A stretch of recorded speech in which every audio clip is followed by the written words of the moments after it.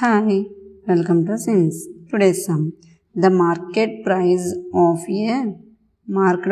a ceiling fan is 1250 rupees and the shopkeeper allows a discount of 6% on it.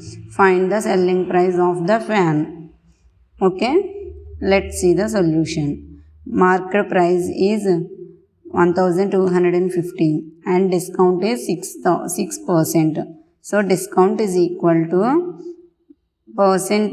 discount of market price. So 6% means 6 by 100 into market price is 1250.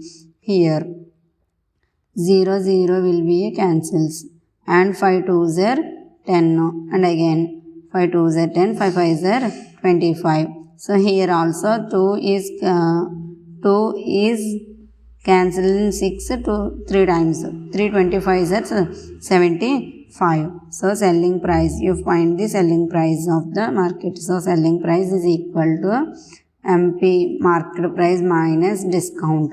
Market price is 1250 minus discount is 75. So 1250 minus 75 is 1175 rupees. Hence the selling price of the fan is 1175 rupees. This is the solution. Thanks for watching this video. Please subscribe.